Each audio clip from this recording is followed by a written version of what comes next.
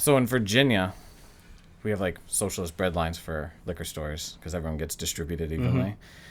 So you never get anything like unique. And then Buffalo Straits isn't like top line or anything, but for some reason it's a novelty. Where's Buffalo Trace from? It's Kentucky Is it bourbon. Kentucky? Because they also do Eagle Rare. Yeah, we went there when we did a film shoot with Matt Bevan when we were in Kentucky. Yeah. Matt is actually pretty libertarian. Yeah, he's not bad. Yeah, we were involved in his governor's race, and he lost by 5,000 votes. Yeah, that was really depressing. What he made a big did he make a political faux pas there or a misstep towards the end? Well, they always were, because he's just very forthright about what he believed. He went after the teachers union so aggressively, and he was right. But now would be a good time to do that. Yeah, it would. Oh, it would. But in Kentucky, that's like the one way you can lose as a Republican. Can you get a little closer up on that mic, John? Oh, sorry. Thanks.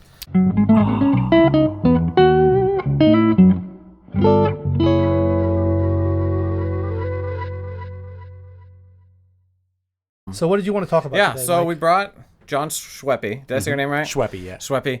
And so you it's are not like Schweppes ginger ale. It could be. So I will say, like, people get it wrong all the time. So I kind of accept. The big bootlegging family? No, we're the black sheep of the family, okay. actually. We did not get any of that ginger ale. I think that's how the Schweppes made their fortune in the Prohibition was bootlegging. Wow. Oh, you got to Not tap me. into that. No, we got to get some of that I should sweet sue. bootlegging I money. should sue. But now you're making your fortune as the director of policy over at the Americans Principles Foundation or Project, APP. Yeah. And you are certainly I feel like you've grown in notoriety a little bit, at least in the social media sphere.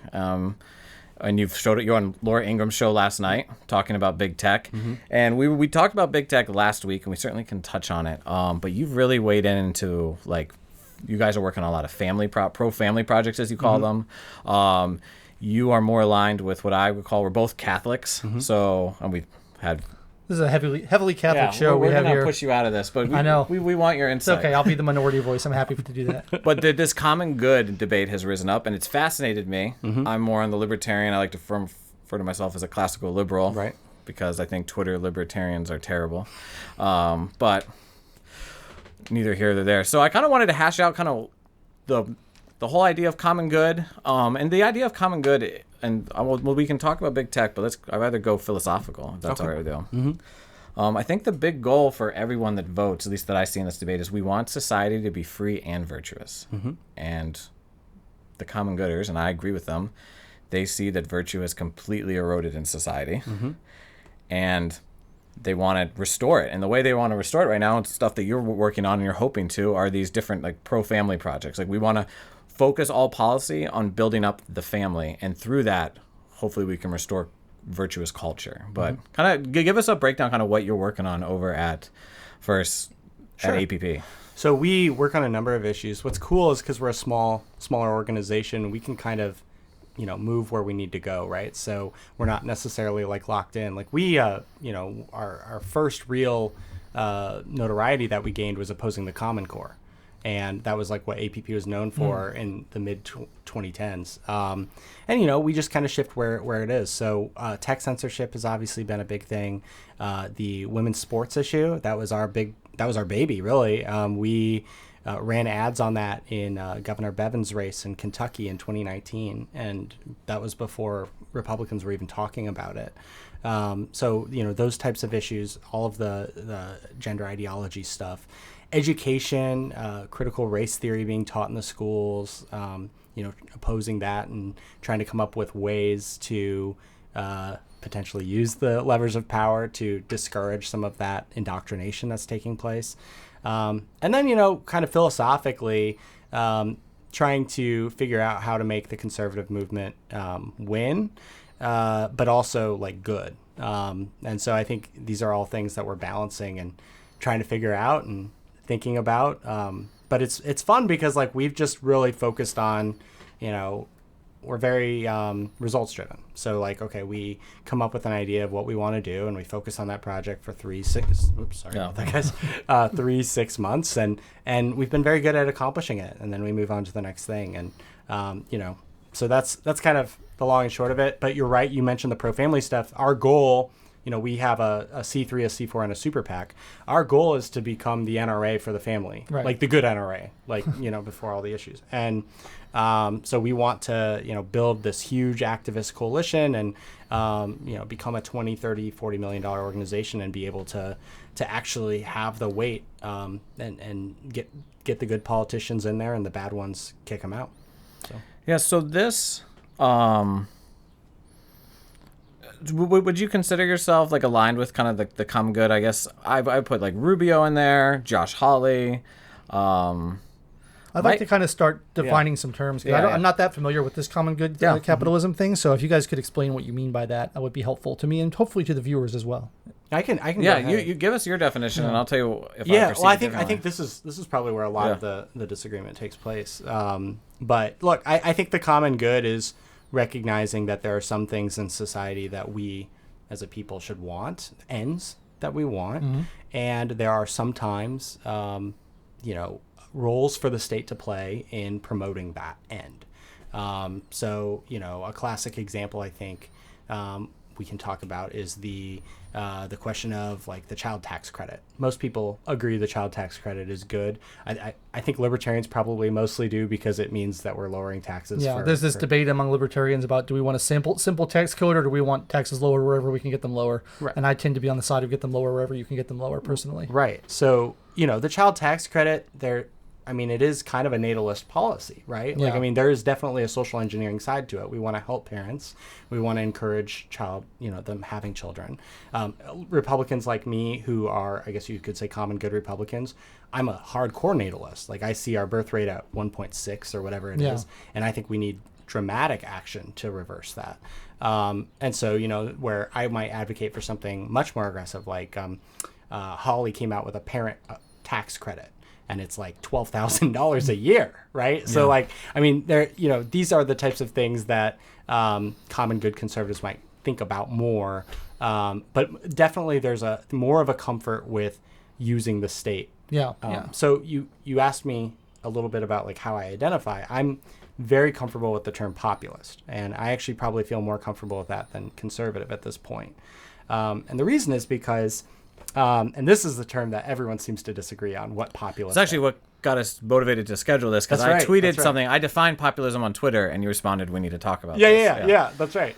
And there are a lot of differences on this, but to me, populism is not just this idea of what's popular. Like, raising the minimum wage is popular, so would a populist support raising the minimum wage? I don't, actually.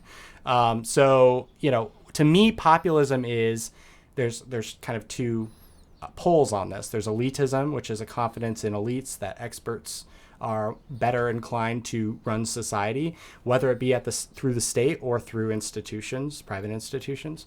And then, populists are more confident in people making their own decisions. Yeah. And so in that sense, people try to create this populist libertarian dichotomy, but I don't think so. I really think that populists like me, or at least the way I'm defining it, have a lot of libertarian tendencies and comfort within that movement. Now, wouldn't you do? I was going to ask, but wouldn't you think that the common gooders, the folks that want to do a little more social engineering or natalist type stuff, wouldn't you? I would group them and push back here with more of the elitists. That's exactly we what I was know gonna what's say. better for the people, so we're gonna nudge you to make certain decisions, or just raise it. Like, people stop doing something if it becomes too costly. We're not going to have kids, it's too expensive. Let's Right. make it cheaper to have kids. Let's nudge them that direction. So it seems to me like I like the definition of populist you're using, which I might describe as localist, where you're devolving decisions down to the level of the individuals instead of having elites make those decisions. But if you think that people are making the wrong decisions, and for example, not having enough kids, it seems to me you're advocating for a more top-down solution to that problem. Well, so maybe. I mean, the way I see it is, I, for example, I tend to oppose government programs specifically targeted to certain behaviors. So like, the first-time home buyers credit. Yeah. I would probably oppose that. But, I think when you're returning cash to people that they already paid in, it's a little bit different. Yeah, totally. And so, like, for me, we talk about, like, what would be the ideal tax system. I think that parents with kids should be taxed less than single people. Right. Sorry, Logan. That's okay. But my argument there would be because common good, because we as a society should want people having kids. It's gonna, our society won't survive without that. And so, I guess maybe that does. That was a pretty good point. Maybe that does make me a little bit of an elitist on that particular topic. But I do think with natalism, it's one of those things where right now, if you do leave it totally to people's choices, the way culture has kind of molded people, we will die as a society because less and less people are having kids. So I would like to, at least for the people who have where economic anguish is the reason they're not having kids, I'd like to give them that opportunity. What do you think about like unintended consequences of social engineering? Because I tend to agree with you that like a higher birth rate would be better, but I worry about, like, we've kind of seen this policy in action already, right? The encouragement of single motherhood through government policy, through incentivizing financially having children, you end up with this epidemic of single parents. Ravage the black community. Yeah, the black community, like in the 1970s, had like something like an 80% dual family households, and now it's down to like 15%. And a large portion of that change is due to government policy that has created this incentive for people to have kids, even if they're not in a place in their life where they can really afford to have kids. So how would you respond to something like that? Like these ideas of unintended consequences of social engineering? I think if there's unintended consequences, you make the political case to change it, and ultimately, no matter what we do, every decision we make, every decision the government makes is going to have those. I think you look back to the Iraq War, it had insane support. It was like 80% support or something like that to go in at the time. And, we should have probably a lot quicker made the decision once realizing there's more information and all that, like, oh, that was probably a bad decision and reverse course. So maybe that's a bad example. But I think that, you can't live in fear of unintended consequences, but you do have to be mindful of them and try to enact policy, which we talk about on the tech issue all the time. If you're going to reform Section 230, you got to do it in a way that yields the fewest unintended consequences. But, I can't predict that. No one can. Right. Yeah, I think the libertarians. I'm sorry. I was just going to say, well, the difference is you're right that every action has unintended consequences, but when you're dealing with action at the society-wide level, you risk much greater or more harmful unintended consequences than when the individuals are acting. Because if Mike does something and it has an unintended consequence, it pretty much only affects Mike. But if the government does something, it affects everybody. Right. That's all beauty of federalism is one state can really screw up, and the other 49 can be like, not doing that. Where if the whole nation does it, we're kind of all screwed. True. But I forgot what my thought. Just as a counter to that, sure. Inaction is an action as well, right? So theoretically, if we all accepted the premise that the birth rate declining to 1.6 was unsustainable and was going to be disastrous for our society, where we're having a Handmaid's Tale-like future, dystopian future, and the choices are act to have policies that promote having children or not. I guarantee you're right that there will be unintended consequences to this. But what are the unintended consequences? Right. So at that point, you have to kind of do a projection, a cost-benefit analysis projection forward, and hope that your analysis is right. I think one of the big problems, too, with conservatism, traditionally, maybe 10, 15 years ago, is kind of like with healthcare. Like, we criticize the Democrats always with the idea, but all we do is criticize and we don't have a solution. And I think people are hungry for a solution. So I think the real danger, especially with people who are more libertarian bent, where we're like, my thing is we don't know enough. We don't have enough capacity to know all the ins and outs for a top-down solution to work without where the costs are going to outweigh the benefit is where my qualm is, I think, typically.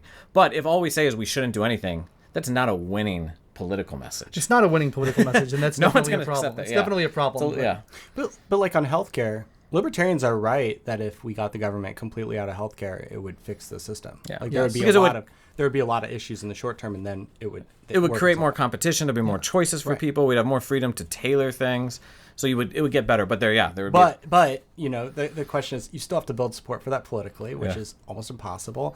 You can't do that incrementally. We've seen that with the healthcare. If you tweak healthcare, you're not getting the government out of it, and really the only way to fix it is to get government out of it entirely. So that's why we're in the situation we are, where Republicans their Obamacare repeal and all that, it was just tweaking, or maybe things like expanding HSAs and allowing people to save more of their money, but that doesn't fix the actual problem of government colluding with hospitals and the insurance companies to cause prices to continue to spiral out of control.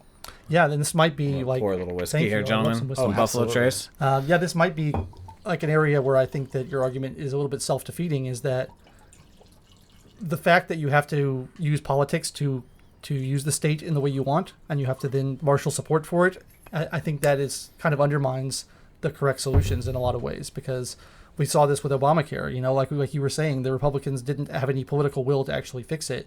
And so whenever you go to try to use the state for something, you may have the right idea. You may think this is what we need to do, but then you have to actually do it. And doing that through, voting and through appeasing people and through politicians who want to get reelected and have the wrong incentives is, very, at the least, very difficult. Maybe it's possible, but I'm skeptical that it's possible. No, it's hard.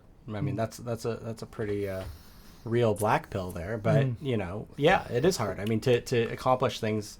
I mean, this is the trickiness of defeating the big government regime, right? Like, I mean, like, how do you? We saw this during the Tea Party years. Like, how do you cut spending in a significant way? It's crazy because both parties have an incentive to keep spending because. This is a example of the different type of populism that you're not talking about, where you're just trying to appease the voters to get reelected. Everybody wants their little carve out so that they can get reelected. And I guess that's how I usually hear the term populism used. And I like your definition much better because I think that's a much better way of approaching things. Well, mine is borrowed from, I mentioned this to you on Twitter, but Jeff Bell, who was the policy director at our organization, he passed away a few years ago. Really brilliant guy, ran for Senate in New Jersey, was a gold standard advocate. Like, great guy. And but he wrote a book about this, Populism versus Elitism, and Bill Kristol even really liked it, which I don't know if he would like it now. But, so I think this is part of the problem with the definitions, and maybe I'm playing a game here by having my own definition of populism, but I think that's what most people are thinking. So like, what did Trump capture? Like, I think it's more that than it is. What some of the new right people on Twitter might think it is, which is industrial policy and minimum wage increases and all that. I'm not sure that really was. Well, I agree with you, and I think that you shouldn't surrender your definitions. Like we've had this problem a lot with like the word liberalism. It's been surrendered, and that's a good point. We should retain these words and use them the right way. And so I think you should push for your definition to be the common one. And even it usually becomes an issue of semantics with the term liberalism and the folks that are the common gooders, the big advocates, Patrick Deneen, Amari. They define liberalism on their own terms, and usually their opponents define it differently, and they're just talking past each other sometimes. Totally, and Ryan Anderson down at UD in the debate, that was how he moderated, but that's how he's like, we need to define our terms. It's so important to do that at the beginning of a discussion, or else you just don't know what you're talking about. It's crazy. The other thought I have too I want to take this a little bit farther, maybe to moral philosophy a little bit, with social engineering and trying to get to the common good. So we mentioned there's no incentive for these politicians to change, like can't get spending under control unless the incentives change or there's other constraints. So you need very virtuous individuals arriving in Congress, or like, despite the temptations I'm presented with, I will resist. And the question then becomes, what builds that kind of virtuous person? To carry that thought, as a Catholic, I don't think a lot of people use is subsidiarity, which is like the lowest order society should be given full control unless they can't handle something. Sure. So the individual, the family, the community, obviously the federal government, national defense, fine, all the way up. But my worry is the common gooders, these folks don't want to use the state to build virtue. Their biggest qualm usually is the free market has eroded virtue.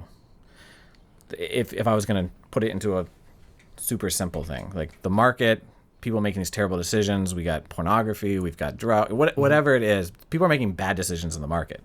We need to curtail that to help them make better, more virtuous decisions. They're looking at it, to me, only economically, which I think it kind of undermines their argument. Like, hey, we're going to send Josh Hawley saying $12,000 so women now stay home, or one person will stay home with kids because a parent staying home is better. And I agree with that. But you're only looking at it economically. You're not changing the values of people. They're only valuing it now because they're getting money. I actually want a society where, like me and my wife's, we're a single breadwinning family, and I would be well better off if we put the kids in daycare and my wife went back to work as a nurse. She would make a lot of money. But we have values. We don't value that at all. So you want to build a culture where people actually like, I'm committed to sacrificing this because I know it's a greater good. But if you're only paying someone off, you're not really changing culture. So this is the heart of it, right? Yeah. You're getting at it, which I think is where people like me look at the culture and we see all of these institutions captured by the left, pushing a left version of morality, one I disagree with, but it is a morality. And that, I would say, culture is driving a lot of the decision making and a lot of the things that are eroding. And so the question here for the state is, does the state have a role to play in trying to curtail what the It's okay, I do it all the time. does the state have a role to play in curtailing what these institutions are doing, and what kind of role does it have under the bounds of the Constitution, right?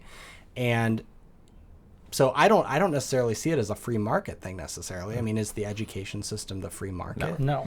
So, you look at the education system. Okay, why is it so woke? Well, it started at higher education, and then they made a concerted effort to capture, and left-wing elites from a top-down perspective kind of took over the schools, and now you have critical race theory being taught to kindergartners. Well, that's not acceptable. And now there's libertarian solutions to that, like let's get rid of the public school system. Yes, and I'm all in on that, Yeah. but that's just not going to happen overnight, No. right? And so then it's okay, so what do you do? And so then you have this question of these state legislatures passing bans on critical race theory. Is that a First Amendment violation somehow?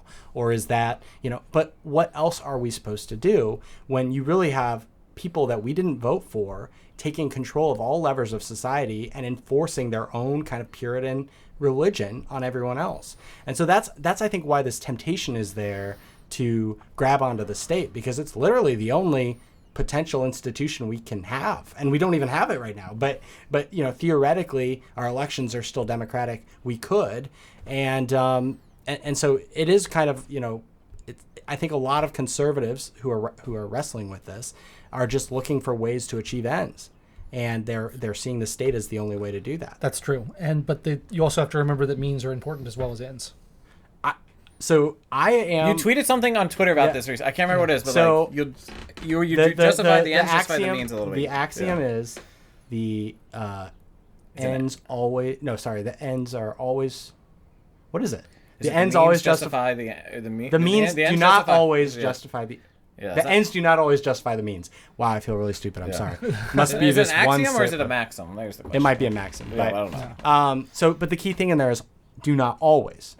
And I think always is really the most critical part of that, because sometimes they do. Sometimes they do. It depends on what the means are. Yeah, Absolutely. So, I think you do have to think about means. And that's why I say within constitutional bounds. I'm kind of a Hamiltonian on that. But, I think you also have to be willing to use some means. And so my frustration with David French or whomever, and he's kind of become a caricature of this, which I don't think it's fair to necessarily point to him as representative of libertarians or whatever. But go on. But it seems to us that he is always opposed to using any means, and that's defeatist. And so what are we supposed to do? And so that's why, in politics, I do think there are roles, but this is also the thing, talking about the public school system, we also have to be incrementalists in politics. We actually don't have a choice. Definitely. On the issue of abortion, I would love to ban abortion in this country. I'm not going to get there right away, even if Roe is overturned, right? Right. So, you have to do that. And I think that's the trick. So I don't have all the answers for sure, No, but of course not. but I do think that's these are the things that people are processing. And I do think it's important for libertarians to kind of understand, it is kind of a desperate, we have only the state left. Conservatives don't want to use the state. I mean, you have LARPing authoritarians online, but that's a very small percentage. Conservatives aren't excited about regulating big tech or doing antitrust enforcement, but we feel like we have no other options. Yeah, I think. Oh, sorry. Go ahead. I was going to take us in a different direction. Please do. Oh, well, I don't want to go down a big tech rabbit hole. But I keep giving you leads down. I know. Yeah. I'm going to go follow that. Thanks, John. So it was like a cat and its laser. Look over here, Mike. But the big tech one's interesting too. I'm adamantly opposed to big tech. I think they are a threat to liberty. Mm-hmm. And I want them destroyed, essentially. I will not shed a tear for any of them.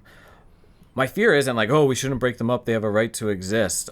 They've used the levers of the state to form monopoly powers in a way to crush competition. They have not. What monopoly are you talking about? There's no monopoly. No big Okay, monopolies. this is Logan's thing. There's no, monopoly is a very broad term. What monopoly are you talking about? Okay, damn it, Logan. Now I'm going to have to chase you down. So I'm going to let you guys find it. Yeah. Big tech They, We just they're, had this they're, conversation they're with an Josh last ideological monopoly. So there's a lot of choices. I can use Facebook, Instagram, Snapchat, continue to name all the different outsources, or besides Parler, which is a shit show anyways, the language there, but it's not worth going on Parler. It's an ideological monopoly.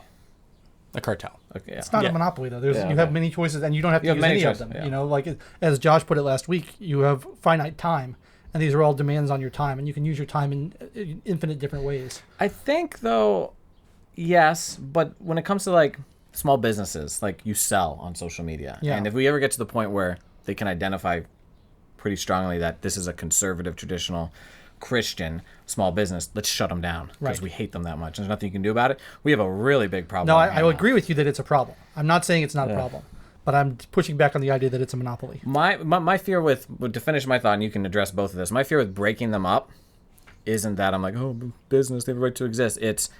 It'll stifle the innovation that's coming to take them out. Mm-hmm. And so I actually think my hypothesis is the model's broken that we're on right now. There's a great book called Life After Google, and I pretty much subscribe to it. And it's basically the Google model. Gilder's book? Is it George Gilder? Yeah. Mm-hmm. It's broken. It's the idea of like nothing's really free. And I do think the competition that takes out Facebook, Google, these monopolies or cartels or Don't whatever you call want them to call monopolies. whatever, I'm going to pick you up on that every time you say it because it bothers me. is going to be something like, it doesn't have to be blockchain, but it's something like a blockchain. Where if we start putting regulations in to break them up, it'll stifle that from showing up on the right time. That's my big fear. There's also the issue of regulatory capture, right? Like Yeah, who writes the laws? who writes the laws, who writes the regulations, who Zuckerberg's decides obvious. who Which decides they do. Yeah, which they do. Yeah, And yeah. like you're fooling yourself if you think that Google's not going to be in the room when these regulations are written. So they're going to be used to help Google, not to hurt Google. My perception of Holly. I think it's the biggest misconception people have about government is they think they view government and big business as in opposition to each other. They're like, oh yeah, the government's going to take down the big business, and the big business is going to hold back the government. And it's like, no, they're in bed together. Everything the government does is for the benefit of big business. Everything big business does is for the benefit of government. Yeah. I worry when Josh Hawley meets with Zuckerberg because actually, like, is Zuckerberg playing Hawley a little bit here? Like, oh yeah, break me up, please. I'm not selling Instagram. Yeah. He's daring him, like, do it because my lobbyists are going to write the law. Mm-hmm. Well, they are. I mean, I'm sure you've seen the Facebook ads talking about how they want to. They hunt me down on YouTube. Yeah. Facebook wants to bring. I'm like, oh yeah, okay. Yeah, and of course they're going to rewrite Section 230 in a way that favors their platform and hurts everybody else, and especially hurts competitors. But I want to talk about this real quick on the monopoly thing. My friend Pat Hedger, who works at we used to work with Pat. Of course, Yeah. and Pat, great guy. This is one of his big things, and if you read his Twitter, he'll talk about it all the time. So I have a cheat code on this. Because you are technically right, okay? Like on some things. The best kind of correct. But, it's concentrated power. Yeah. So whether you're a monopoly, a duopoly, a triopoly, an oligopoly, whatever, these companies do have outsized power. What do you mean by power? So let's take Amazon, for example, okay? They banned Ryan Anderson's book. Yeah. Amazon, I believe it's has 54% of the market share. It might be it's around 50%. The market share of bookstores. Okay. Okay. So what happens is a book publisher, they're very much subservient to Amazon. Yeah. If Amazon tells them they won't publish a book, suddenly their profit structure is totally different, and they might not be able to publish a book. So when Amazon decides we're going to ban all books that tell the truth about gender ideology, Yeah. that has a huge effect. Now, they're not a monopoly, right? They're not technically a monopoly, but they have outsized power. Now, do we need antitrust for bookstores?